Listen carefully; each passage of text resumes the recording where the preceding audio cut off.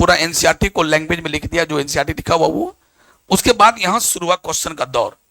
इसमें 8 प्रकार का क्वेश्चन है, 8 प्रकार का।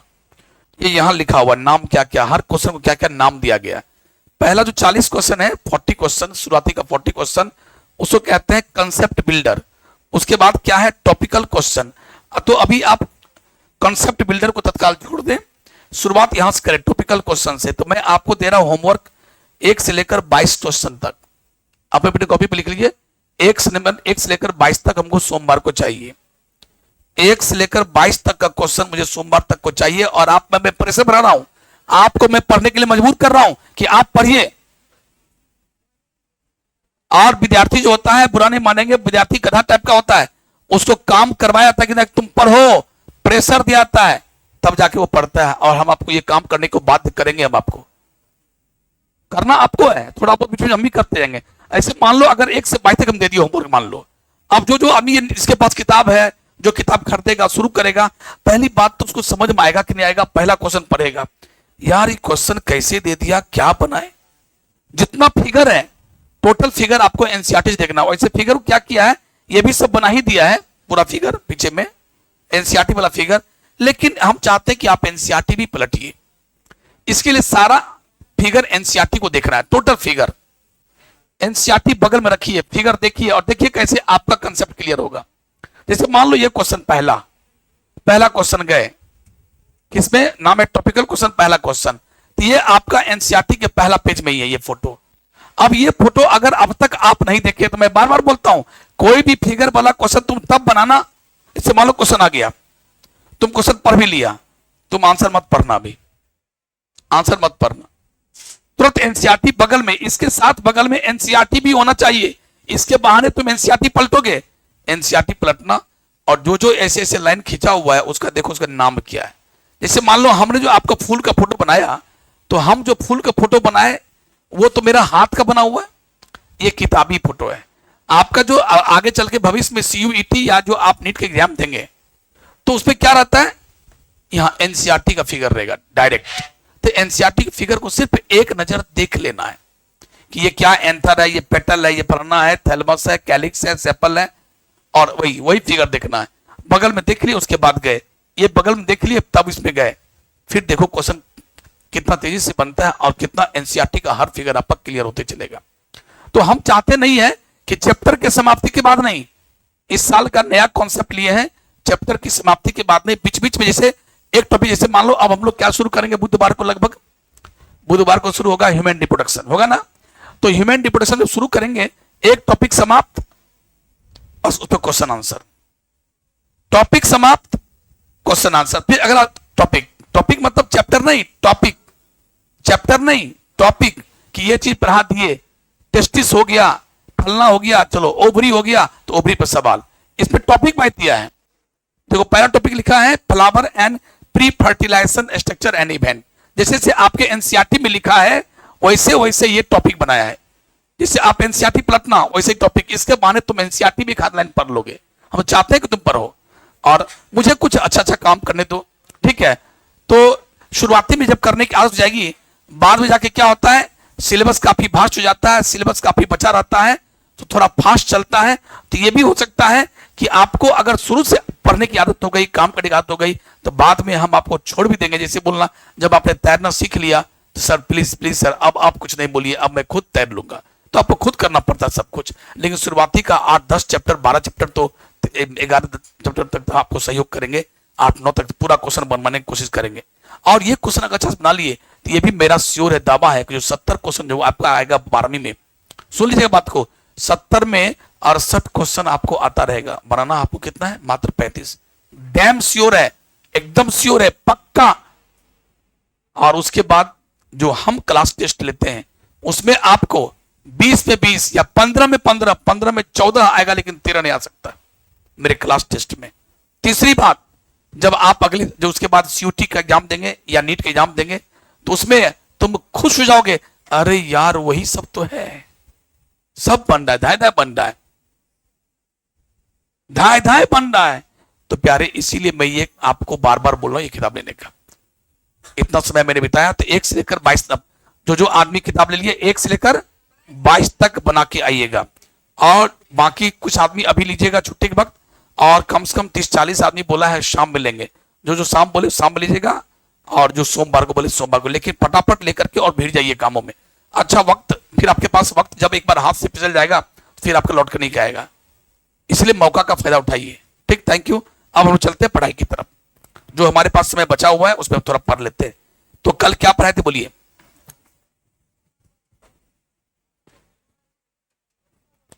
कल क्या पढ़ाए थे? क्या मोनोकोटिल्डनस का हम लोग डायग्राम बनाए थे? क्या मोनो डायग्राम नहीं बनाए थे? बनाए थे ना? तो अगर आप नहीं बनाए थे तो कृपया करके एक बार सभी आदमी इधर देखेंगे। जो आदमी कल मोनोकोटिल्डनस एम्ब्रियो के बारे में नहीं जाना, आज पूरी कहानी बढ़िया से सुन लीजिए। So this is the diagram of monocotyledonous embryo. जैसा कि सबको पता है कि दो प्रकार के प्लांट होते हैं। एंजियोस्पर्मिक प्लांट में दो क्लास होते हैं, यानी दो प्रकार के, डायकोटिल्डनस प्लांट यानी डायकॉट प्लांट, और एक आता मोनोकोटिल्डनस यानी मोनोकॉट प्लांट होता है ना। अब देखिए डायकॉट प्लांट मतलब क्या? जिसके एम्ब्रियो में कितने कोटिल्डन हो, और मोनोकोटिल्डनस मतलब हुआ जिसके एम्ब्रियो में एक कोटिल्डन हो। तो अभी जो आप फिगर देख रहे हैं ये किसका डायग्राम है? अब देखिए ये जो आप देख रहे हैं पीला वाला, यही है एक कोटिल्डन, मात्र एक। आप ध्यान देना, अब थोड़ा मैं कुछ करने जा रहा हूं, अभी कोई बनाएगा नहीं।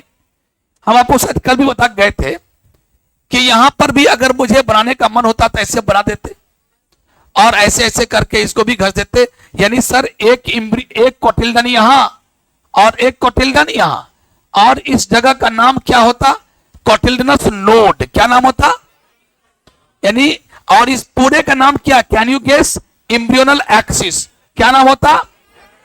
और एम्ब्रियोनल एक्सिस के किसी खास पॉइंट पर देखिए, इधर एक कोटिल्डन इधर एक कोटिल्डन होता। लेकिन ऐसा क्या हुआ कि इवोल्यूशन की दौर में जो इवोल्यूशन हुआ धरती पर, जैसे आज लंगूर से इंसान आ गए, तो कैसे आए होंगे, क्या हुआ होगा?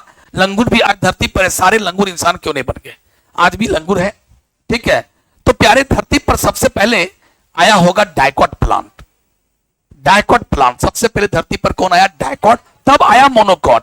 यानी डायकॉट में क्या था? दो कोटिल्डन था, दोनों में खाना जमा था, दोनों कोटिल्डन में खाना जमा था। कल आपको दिखाए थे, जो चना का छिलका फाड़े थे, चना के बीच का छिलका फाड़े तो पीला पीला निकला, उसमें दो पीला था, दोनों कोटिल्डन था, दोनों में भोजन जमा था। जब सीड को डालते हो मिट्टी में, और जब सीड जर्मिनेट करता है और नए नए पौधे निकलते हैं, तो नया पौधा के बनने में कौन हेल्प करता है? वही कोटिल्डन का खाना। तो इसके बाद पृथ्वी पर क्या लगा कि जितने भी सीड थे वो बोला, अरे यार दो कोटिल्डन का खाना कोई जोड़ी नहीं है, इतना खाना क्या जोड़ी है?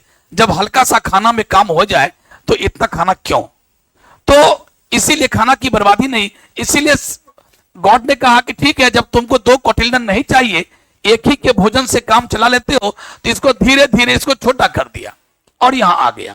तो प्यारे अब इसको मिटाता हूं, देखो ऐसे मिट गया। यानी हुआ क्या? ये जो कोटिल्डन था वो धीरे धीरे क्या हुआ? छोटा हुआ,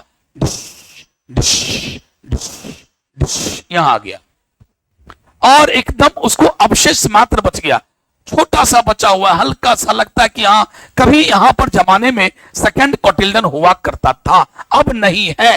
जिसको बोलते हैं रूडिमेंट्री एपिब्लास्ट। क्या है? It is the rudimentary second cotyledon. Second cotyledon कभी हुआ करता था, अब नहीं है। इसके हम दो तीन एग्जांपल दे सकते हैं। जैसे मान लो फीमेल में जो ब्रेस्ट होता है वो वेल डेवलप्ड होता है। फीमेल को ब्रेस्ट वेल डेवलप क्यों किया गया? क्योंकि गॉड को पता है कि ये बच्चे के लालन पालन के लिए बने हैं, इसमें दूध बनेगा, बच्चे का लालन पालन होता है। आज हम सभी भी माँ का दूध पीकर कितने बड़े हुए, इतने बॉडी में इतना जो इम्यूनिटी है वो माँ का दूध पी के बने हैं। तो प्यारे जितने भी मैमल्स हैं, मैमल्स स्तनधारी, मैमल्स का हिंदी क्या होता है? स्तनधारी प्राणी। स्तनधारी, स्तन यानी ब्रेस्ट। ब्रेस्ट डेवलप होता है फीमेल में, क्यों? बच्चों के लालन पालन के लिए। लेकिन क्या मर्दों के पास ब्रेस्ट नहीं होते? क्या इंसान के जितने भी इंसान में मेल है उनके पास ही ब्रेस्ट है, लेकिन वहां पर ब्रेस्ट का कोई खास रोल नहीं रह गया, कोई रोल नहीं, इसलिए ब्रेस्ट का साइज बहुत छोटा हो गया, रिड्यूस्ड हो गया। तो जो ब्रेस्ट का साइज रिड्यूस्ड हो गया उसको बोलते हैं रूडिमेंट्री ब्रेस्ट। चलिए अगला, हम लोगों में अपेंडिक्स है अंदर में, नाम सुना होगा। अपेंडिक्स का काम अब नहीं रहा, अपेंडिक्स का काम हम लोगों में नहीं रहा। ये किस में चलता है? जितने भी हर्बीवोर्स है, घास फूस खाने वाले, ये रैबिट, उसके बाद ये गाय, ये बैल, ये बकरी, ये सब जो घास फूस खाने वाले हैं, उसमें क्या होता है, वो काफी डेवलप्ड होता है, उसमें काम है, उसके अंदर कोई रहता है। घास फूस में क्या होता है, प्लांट में क्या होते हैं, प्लांट का जो खाते हो पार्ट, उसमें क्या होता है, सेलुलोज। जहां भी प्लांट है वहां प्लांट का सेल है, प्लांट का सेल जहां है वहां सेलुलोज है।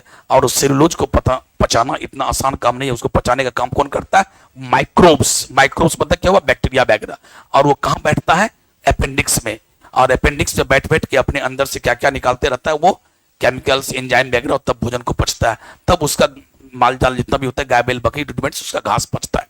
तो वहां उसकी आवश्यकता है, वहां पर अपेंडिक्स का साइज बड़ा होता है, वेल डेवलप होता है। हम लोगों में था, कभी हम लोग भी हुआ करते थे जमाने में, हम लोग भी चौपाया जानवर थे, हम लोग भी चरते होंगे, हम लोग भी घास फूस खाते होंगे, हमारे पास भी अपेंडिक्स था उस वक्त। लेकिन धीरे धीरे हमारी लाइफ बदल गई, जीन में चेंज आया, लंगूर बना होगा, लंगूर के जीन में चेंज आया, हमारा फिनोटाइप चेंज कर गया, हम मनुष्य बन गए, हमारा भोजन का नेचर चेंज हो गया। धीरे धीरे बोला अरे यार अब तो कोई काम ही नहीं है, कोई काम ही नहीं है। तो अब वो क्या हो गया, शायद छोटा हो गया, लेकिन अभी भी हमारे पास है।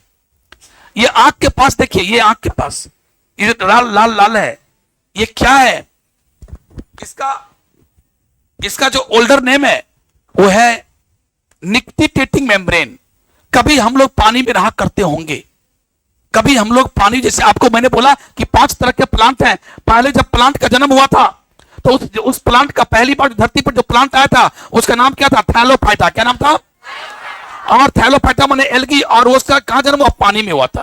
वो पानी में ही रहता है एल्गी, तो पानी वाला था। उसके बाद थोड़ा उसमें एडवांसमेंट हुआ तो बना ब्रायोफाइटा। वो क्या, जहां पानी समाप्त हुआ किनारे पे उगने लगा। उसके बाद आया टेरिडोफाइटा, बिल्कुल धरती पे चला गया। उसके पास क्या गया, जाइलम फ्लोएम, पानी खींचने के लिए।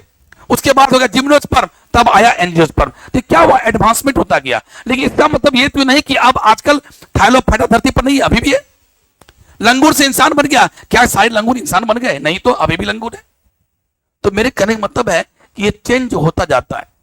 आज हमारा ये जो आंख वाला बात है, ये क्या हुआ, इसका नाम है, जैसे मेढक जब पानी में कूदता है, जब मेढक पानी में कूदता है ना, तो क्या करता है, उसके पास एक तीसरा आईलिड है, एक ढक्कन होता है, पर्दा बिछा लेता है, और पानी में तैर रहा है, दुनिया पानी में देख रहा है, मजा ले रहा है। वो कैसा होता है, ट्रांसपेरेंट होता है, देख रहा है, दुनिया देख रहा है।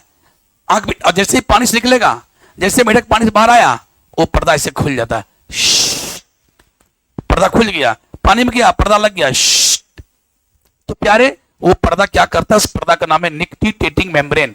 पर्दा का नाम है निक्टिटेटिंग मेम्ब्रेन। जब आपको मैं पढ़ा रहा था मेढक फ्रॉग, कब, 11th में, तो मैं पढ़ाया था। प्यारे, वो जो निक्टिटेटिंग मेम्ब्रेन है वो क्या है, वो आंख का कवर है। आंख पर पानी का जो बैड इफेक्ट है उसको पड़ने नहीं देता है। तो जब हम भी कभी हुआ करते थे पानी में रहने वाले, तो हमारे आंख के पास भी क्या था, निक्टिटेटिंग मेम्ब्रेन, और हमारा आवश्यकता खत्म हो गया।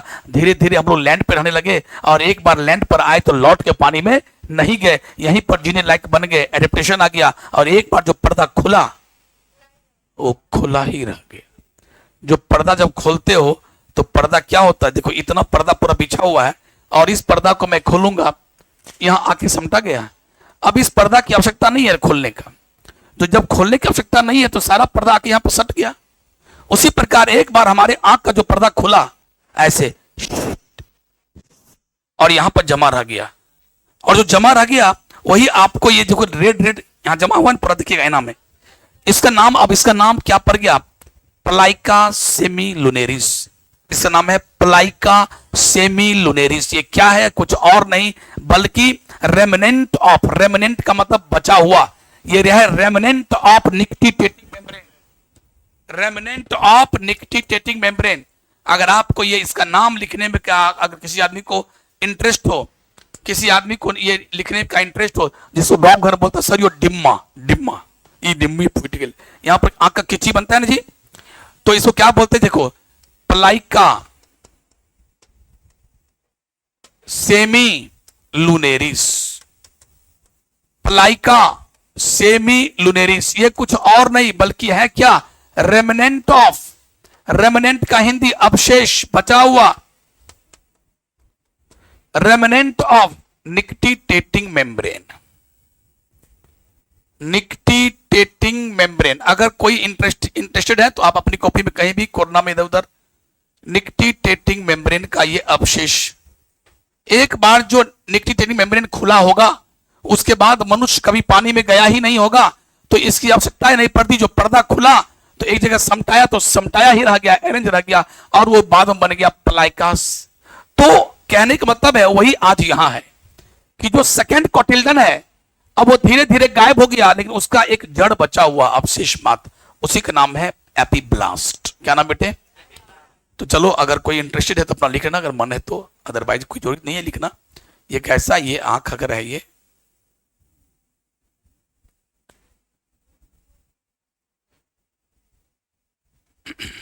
यहां जो ऐसे करके पूरा भरा रहता है ना, इसी को बोलते हैं प्लाइका सेमिलुनेरिस। प्लाइका सेमिलुनेरिस।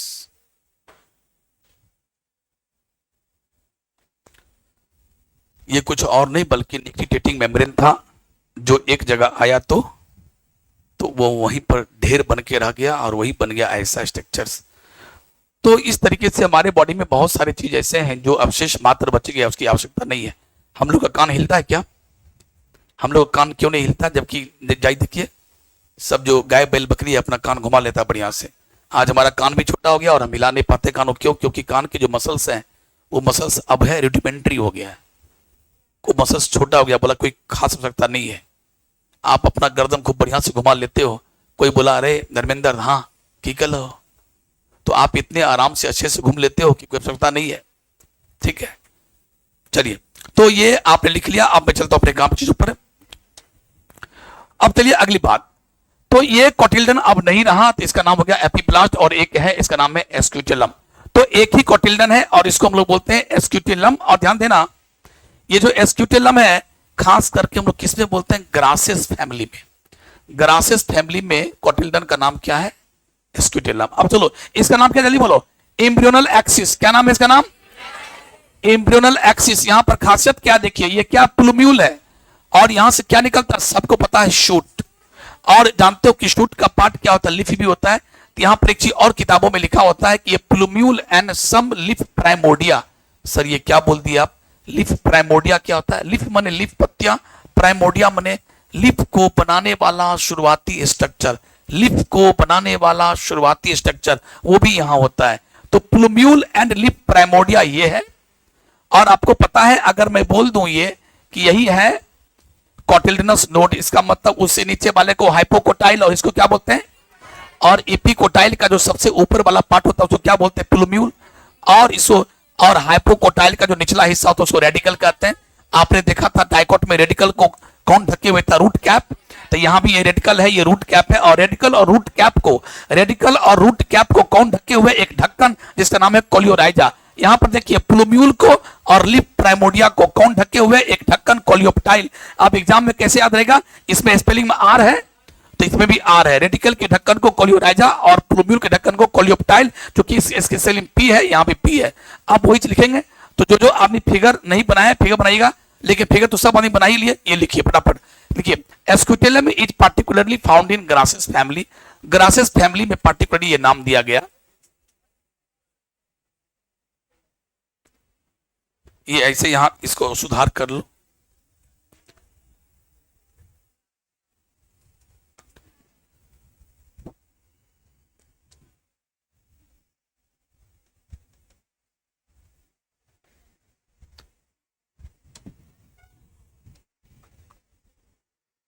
एस्क्यूटेलम वर्ड जो है वो पार्टिकुलरली ग्रासेस फैमिली के लिए आता है। अब लिखिए एम्ब्रियोनल एक्सिस के पास क्या क्या है? देखिए प्लूम्यूल, रेडिकल, ये सब वर्ड सुना हुआ है, सब जानते भी हो। एपिकोटाइल, हाइपोकोटाइल सुना हुआ है, लेकिन ये दोनों वर्ड आपके लिए बिल्कुल नया है। तो ये वर्ड आपको लिखना है, बस तीन ही चीज के बारे में लिखना ही है। एपीब्लास्ट के बारे में एक लाइन, कोलियोप्टाइल के बारे में एक लाइन और कोलियोराइजा के बारे में एक लाइन, उसके बाद ये समाप्त होगी।